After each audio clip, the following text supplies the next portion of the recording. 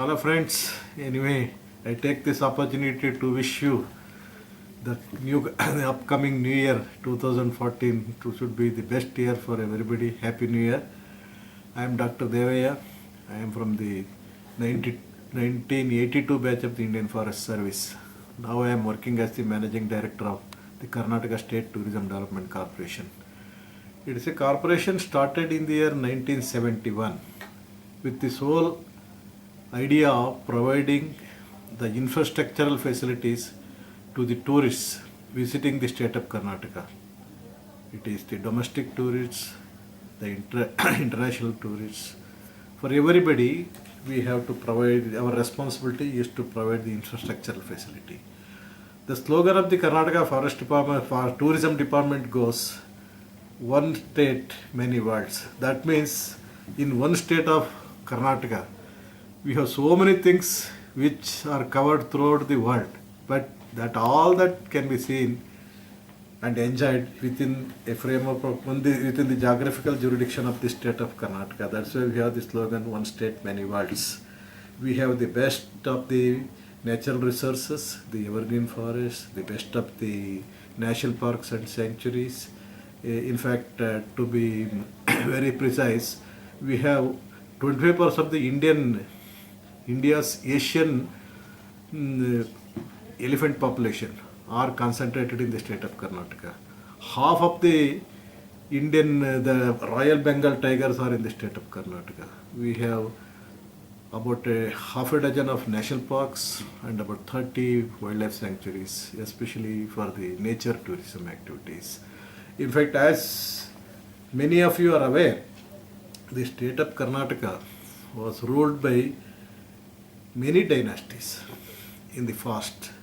So during their ruling period, they left lot of relics of their period, and now they have become the architectural monuments, the archaeological monuments, and the cultural monuments. In fact, the state of Karnataka is carved out, taking out many parts from different states of India. Earlier it was called the state of Mysore, that comprises the old Mysore. Some part came from Hyderabad part, the Nizam part, that still called the Hyderabad Karnataka. And some parts have come from Maharashtra, that we call Bombay Karnataka. And some parts have come from Tamil Nadu, Andhra Pradesh. So all this, the Kannada speaking people are carved out with one state. That's why we justify in telling that one state, many worlds. Coming to the other parts, I spoke about the natural resources we have, which the people can enjoy. In fact, we have about 320 kilometers of untouched virgin coastal area. In fact, we are sandwiched between Goa and Kerala. Of course, in both these states, they are all commercialized. Ours are yet to be commercialized. Rather, we are not interested to commercialize this part. That's why we have the pristine course, and we are trying to develop the facilities for the tourists who are visiting the state of Karnataka. And coming to the archaeological remains, as I mentioned, we had this part of the state country was ruled right from the 1st century onwards.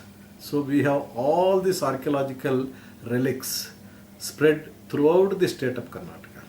The state of Karnataka starts from Bidar and goes down up to Chamarajanagar and Kolar, Belgaum. These are our geographical jurisdictions. These archaeological relics are available in almost throughout the state of Karnataka. That's why this is a vast stretch, and we have to, this shows many archaeological relics. So is the case with the architectural relics. As I mentioned, many kingdoms have ruled.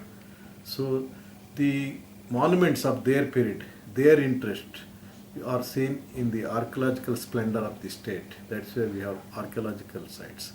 And coming to the cultural part of the state, as I mentioned, one can see at a distance of every 10 kilometers, there is a difference in the language, there's a difference in the dressing pattern of the people, their food habits.